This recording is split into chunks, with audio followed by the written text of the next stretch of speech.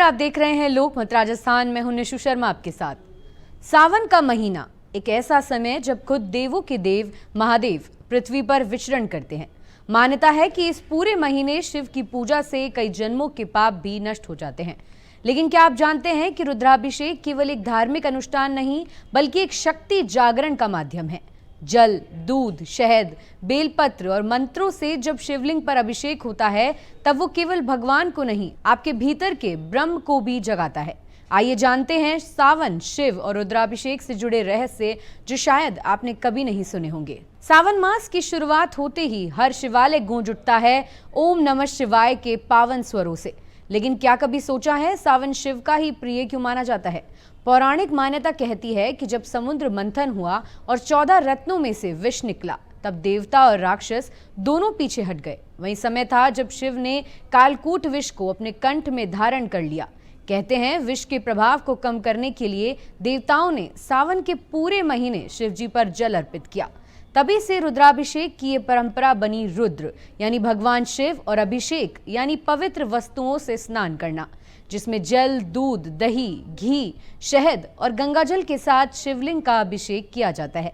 साथ में गूंजते हैं रुद्र सूक्त के मंत्र, जिनके उच्चारण मात्र से शरीर में कंपन और मन में शक्ति का संचार होता है। सभी देशवासियों को सावन के महीने में शिव जी की प्रधानता रहती है। तो गंगा तरंग रमणीय जटा कलापम गौरी निरंतर विभूषित वामे भागम नारायणम प्रियमनंगे मदापे हारम वाराणसी सुरपति भजवे स्वनाथम। ये बहुत अच्छा प्रश्न किया आपने हमारे देशवासियों के लिए। क्या होता है कि हमारे विष्णु भगवान चराचर जगत के पालन करता है, शिव जी संहार करता, ब्रह्मा जी प्रजनन करता है। तो आषाढ़ शुक्ला एकादशी को जब विष्णु भगवान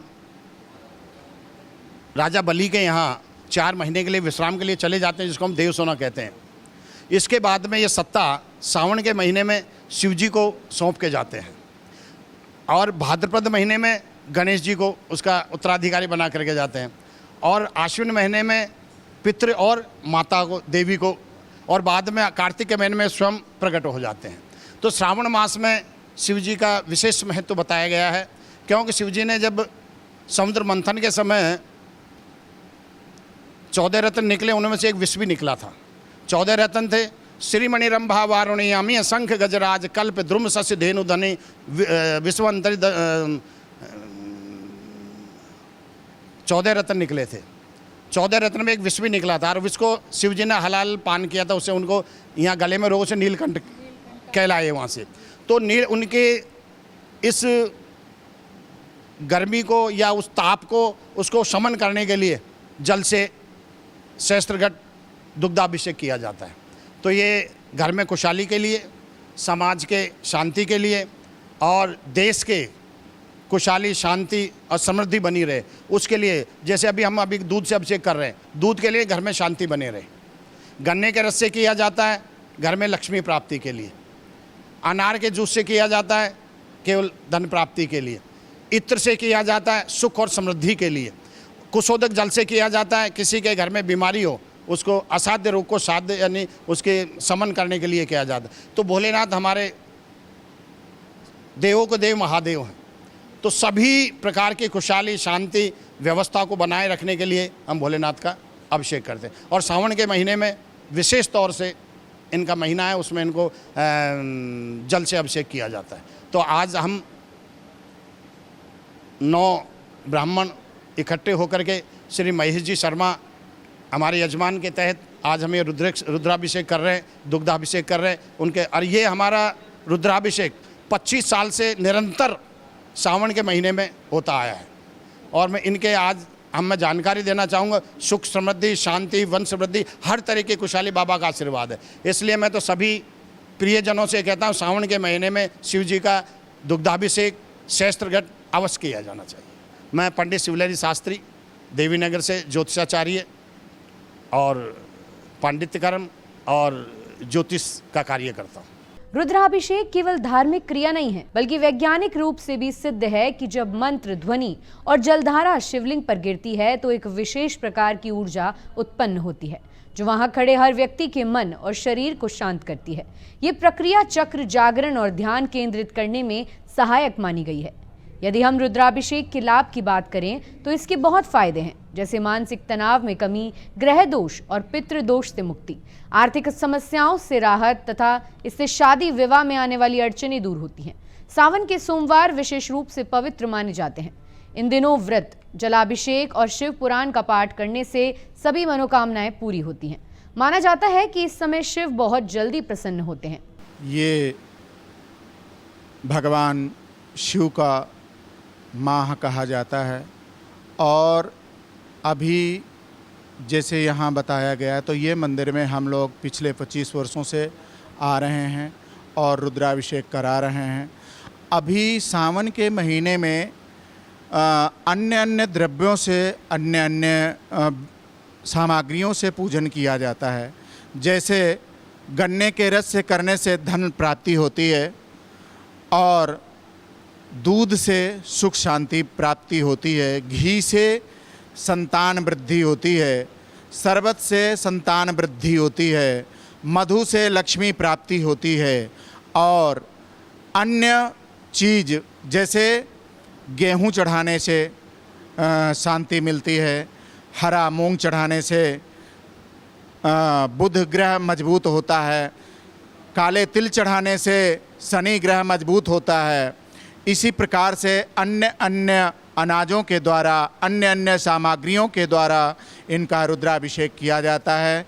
और जैसे श्रावण के महीने में अधिक तापमान सर्द गर्म का होता है तो गर्मी के प्रभाव से भगवान शिव व्याकुल होते हैं, इसलिए अधिक से अधिक हर मंदिर में रुद्राभिषेक कराया जाता है। और रुद्राभिषेक के कई प्रकार हैं, जैसे 11 ब्राह्मणों द्वारा एकादशनी होती है जिसको नमक चमक पाठ कहते हैं। राजस्थान में उसको छोटा पाठ के नाम से जाना जाता है। और इसके बाद संपुटित मंत्रों के द्वारा भी रुद्राभिषेक होता है। जैसे आज यहाँ पर त्र्यंबकं जजामहे सुगंधम पुष्टिवर्धनम उर्वारुकमिव बंधनान् मृत्योर्मुक्षीयमामृतात्, इस मंत्र के द्वारा रुद्र पाठ में संपुट लगा करके अत्यधिक सामग्री एकत्रित करके आज हमारे जो जजमान हैं महेश कुमार शर्मा जी, ये अनवरत हर वर्ष इस महीने में इस कार्यक्रम को करते हैं।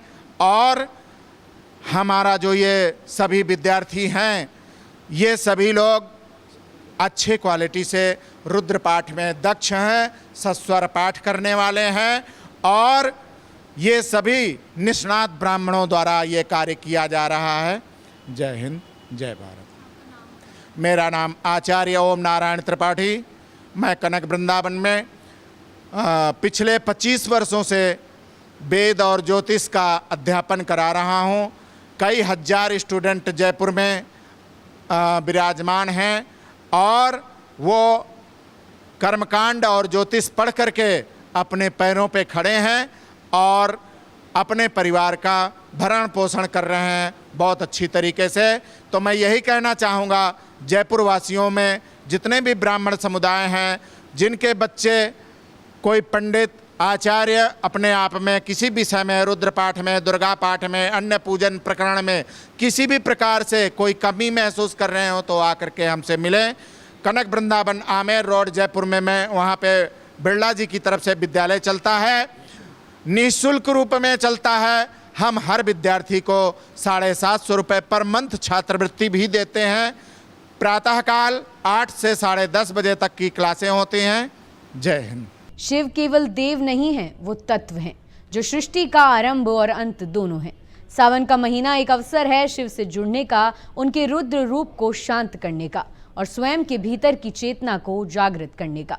रुद्राभिषेक न केवल शिव की पूजा है, बल्कि आत्मा की शुद्धि का सबसे सटीक मार्ग भी। इस सावन केवल पूजा न करें, शिव को जानें, शिव को समझें और ऐसी खबरों के लिए देखते रहिए लोकमत राजस्थान।